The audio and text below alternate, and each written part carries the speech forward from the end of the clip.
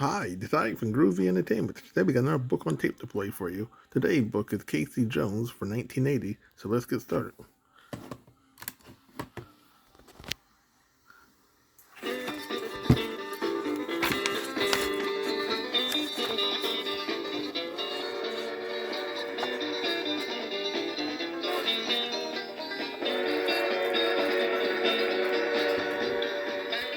Casey Jones. Prologue. Among all the heroes in American history, Casey Jones has a very special place. Unlike some folk heroes who were half real and half tall tale, Casey Jones truly existed. Casey was a railroad man. He loved trains, everything about them. There was never anything he wanted more than to be an engineer on the railroad. Today, young people may dream of going to other planets in a spaceship. But when Casey Jones was growing up, being an engineer on a railroad locomotive was the biggest and best you could wish for. Casey did become an engineer, and he proved himself a brave man as well. In railroad talk today, Casey Jones means an engineer, especially a fast one. Casey Jones was born in Casey, Kentucky. He got his nickname from the town. The words aren't spelled the same, but they sound the same. Casey's real name was John Luther Jones. He was born in 1864 at the tail end of the Civil War. There were railroads in America by then, but they were skimpy. Most goods still traveled by boat. Towns were built along rivers, so people would be nearby the boats that brought them flour and tea, boats of cloth, barrels of molasses, and all the other things they needed. But after the Civil War, the railroads began to grow, and grow, and grow. They spread out everywhere across the land, even to the far-off West, where there were still roaming buffalo and a life that was mighty wild. As the miles of track stretched out here, there, and everywhere, things changed. Towns sprang up along the tracks. They no longer had to stay huddled along the riverbanks. Goods came on freight trains that chugged across the countryside, puffing steam and tooting whistles. Sometimes the train had to stop and clear a cow off the tracks. Then it chugged on again. Nothing would be so grand as to be an engineer. Casey used to sit in the hayloft and pretend it was the cab of a big shiny engine. He waved to the barnyard animals just to get into practice for being an engineer. "Where are you, boy?" his father would call, and Casey would have to stop being an engineer and throw feed to the chickens. The railroads had their problems as they grew. Tracks got washed out in heavy storms. There were wrecks on weak bridges. Fires started from the stoves that were used to heat the cars. Train robbers hopped aboard, waving guns and stealing everyone's money. "Land's sakes," Casey's mother said, "I don't know why you'd want to work for the railroad." She didn't think it was a very safe job. But as Casey grew old enough to work for the railroad, things improved some. An air brake was invented that was far better than the old-style brake, and train robberies were less frequent after Jesse James got shot. "Railroads are getting safer all the time," Casey told his mother. She said. She wasn't so sure about that, but she could see there was no holding Casey back. Of course, Casey couldn't start right off being an engineer. Engineer was the top of the list. He had to start out doing odd jobs and running errands at the roundhouse where the locomotives went for repairs. Casey probably ran a couple 100 miles of errands at the roundhouse every day, but he loved being around the locomotives. Someday, he was going to have one of his very own. After being a roundhouse worker, the next step was fireman on a freight train. A fireman had a hard job in those days. He rode in the cab with the engineer, and Casey liked that part, but that was the only good part. A fireman had to shovel coal under the boiler to keep up steam as the train rushed along. If there wasn't enough coal to keep the boiler water hot and steam coming out, the train couldn't make time. And making time was important. Trains were supposed to be where they were supposed to be at the right time. The firemen had to keep hard at work every minute. It was back-breaking, sweaty work, but a good fireman sooner or later was bound to become an engineer.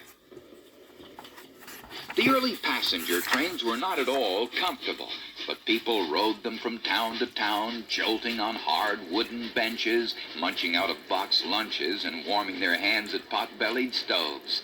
Conductors came through punching tickets. Babies cried. Some train rides were short, some were long. Pioneers going out to the new land in the West traveled by train. Everything was changing. Casey, Kentucky was a small town. Women wore sunbonnets when they went to the general store. Children rode horses bareback along the dusty roads. Not much happened in Casey, and the train station was about the most important spot in town. Certainly it was the most exciting. Children stood by the tracks to wave to the engineer when a train came through. "Here she comes!" Casey liked to scramble up on the low station roof to be the first to spot a train. "Get down off of there!" the station master scolded. But Casey wasn't listening. He was waving at the engineer, and the engineer was waving back. When the train had gone, the children would begin to drift away, and Casey would slide down to the ground. "About time," the station master grumbled. "I'm going to be an engineer someday," Casey said. "Me too," the others shouted. But most of them grew up to be bank clerks and farmers and school teachers and traveling salesmen. That was all right for them. As for Casey Jones, he never wanted to be anything but a railroad man. "If you don't break all your bones on the roof first," the station master warned, "you better get on home now and do your chores."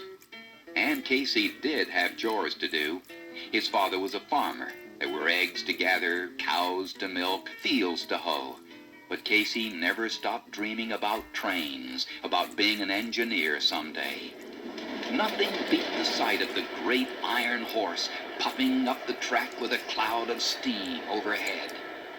Nothing was as beautiful as the sound of a train whistle in the night.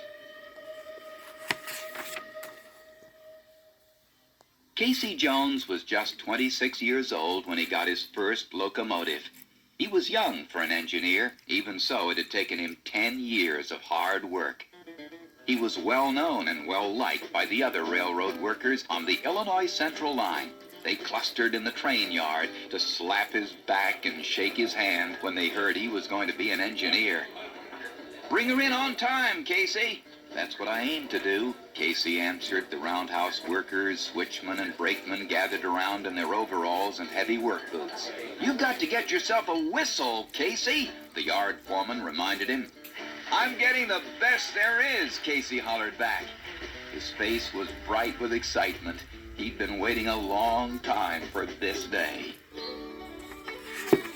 It was the custom for engineers to buy their own train whistles, and Casey got himself a fancy one for sure. It had 6 pipes, and it wasn't long before everybody who lived along Casey's route knew the sound of that whistle. Children, farmers, store clerks, and housewives always knew when Casey Jones' train came through town. Besides his whistle, Casey was known for speed. He always got his train in on time, like he said he would. Soon he got the Canton to Memphis fast mail run. That was Canton, Mississippi to Memphis, Tennessee. And it was a fast mail run with Casey Jones in the cab. His locomotive was number 382, and he took care of it with pride. He saw to it that the soot was cleaned off the boiler after every trip. The brass was polished, the paint was always fresh, everything was sparkling clean. "Shucks, Casey," his fireman, Sim Webb, joked, "you can eat off the cab floor." And that was just about true. Casey whizzed along through the countryside, his hand on a wide-open throttle most times. He waved to the barefoot boys so much like himself once upon a time. He pulled on his 6-pipe whistle till the hills echoed. Sim Webb shoveled in the coal, and number 382 ate up the track. From his high seat, Casey could see the land for miles around, and he always felt good when he was in that cab. It was where he had always wanted to be. If there were bad weather or bad track ahead, Casey kept right on full speed and brought his train in on time. The weather and the tracks were both bad on the night of April 28, 1900. Rain poured down. The tracks were gleaming, and the heavy rain blurred the road ahead. The countryside was lost in darkness. It was 188 miles from Canton to Memphis, and there were sharp curves and uphill stretches. It wasn't an easy trip even in good weather. Casey stared ahead into the driving rain and kept his hand steady on the throttle. As morning came, the men in the Memphis train yard watched the storm and peered up the track into the gloom.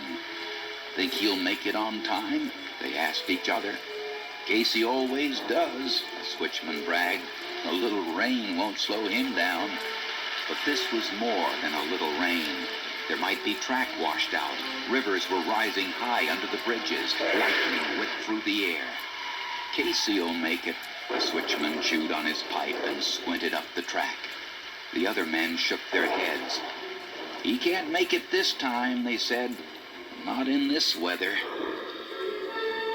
It was beginning to get lighter, and a cheer went up as the men saw the faint beam of the 382's headlight in the distance.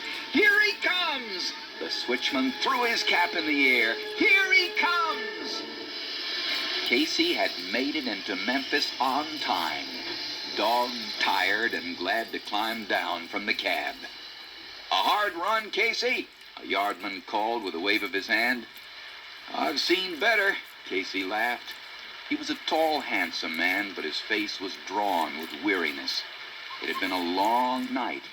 His fireman walked with him through the yard, and railroad workers called and waved to them as they went by. "You did it, Casey." All Casey wanted right then was a good night's sleep. Tomorrow would be time enough to check the engine, see that the brass was polished and the cab clean enough to weed off the floor. He shucked off his boots and fell asleep almost at once.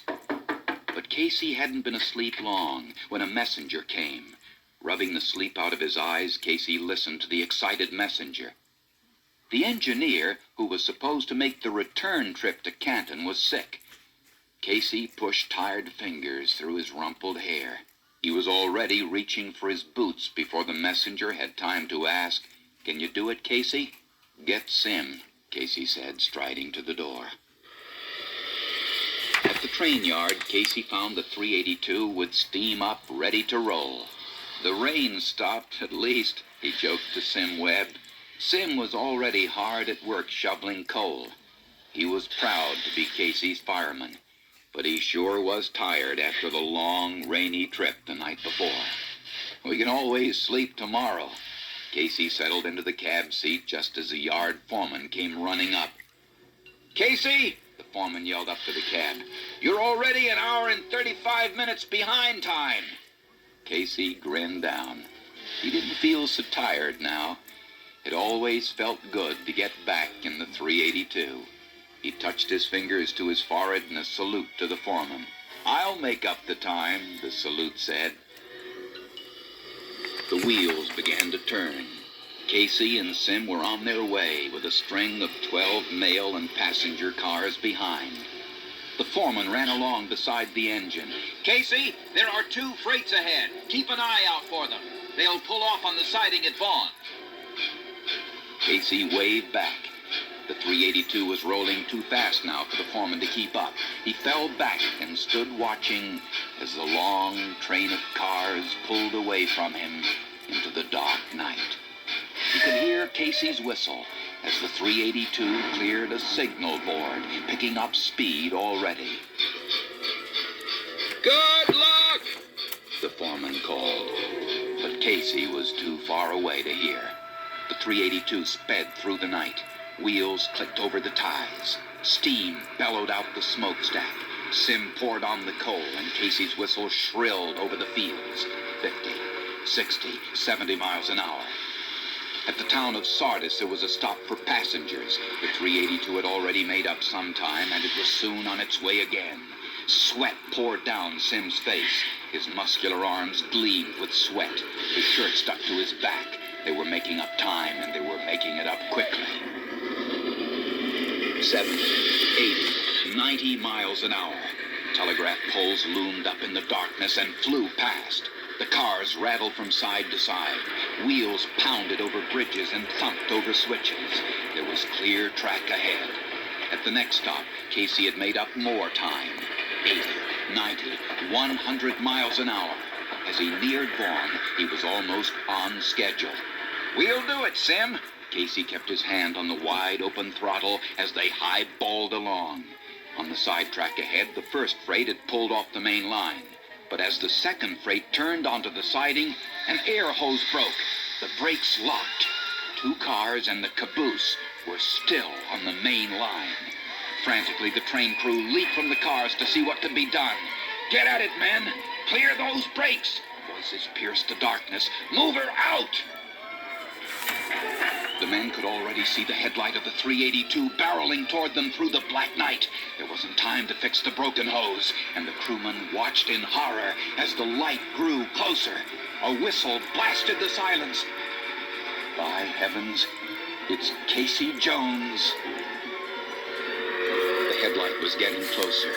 A crewman seized an explosive, a warning torpedo, and raced down the track toward the onrushing train.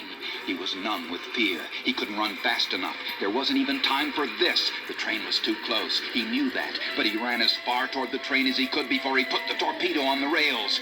Just as the 382 rumbled over the torpedo, exploding it with a stupendous boom, Casey saw the red tail lanterns of the stalled train ahead.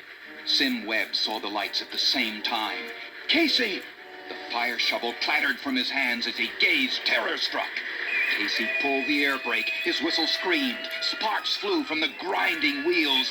"Jump, Sim!" he shouted. He was standing now, pulling the brake with every ounce of strength he had. The tail lights were rushing at them through the darkness. Hard ground was flashing by below the engine. Sim stared down at the ground and cast a desperate glance at Casey. "Come on, Casey!" But Casey held the brake. "Jump, Sim!" he ordered again. And as Sim jumped out into the dark, rushing night, the 382 tore into the rear of the freight with a deafening crash. Metal and wood shot through the air. Steam roared from the smashed boiler. The freight caboose was shattered to bits, and the freight cars split open and were hurled from the tracks with a thunderous, crushing blast. Within moments, lanterns dotted the darkness as the stunned freight train crew rushed to the scene, expecting the worst. To their amazement, they found the passenger cars still on the track behind the mangled 382. Not one passenger had been killed. Casey hadn't been able to stop the train completely. He knew he couldn't. But keeping his hand on the brake had slowed the train enough to save all these lives. If he had jumped with Sim, the crash would have been much worse. Sim Webb lay unconscious but alive on the ground where he had jumped.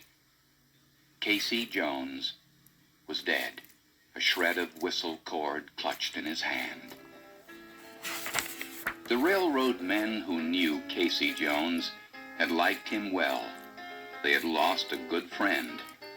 Not long after his death, a roundhouse worker named Wallace Saunders wrote a song in tribute to Casey. Casey had always had a cheerful word for him, and Wallace Saunders couldn't forget that. People still sing the song today, and Casey Jones will never be forgotten.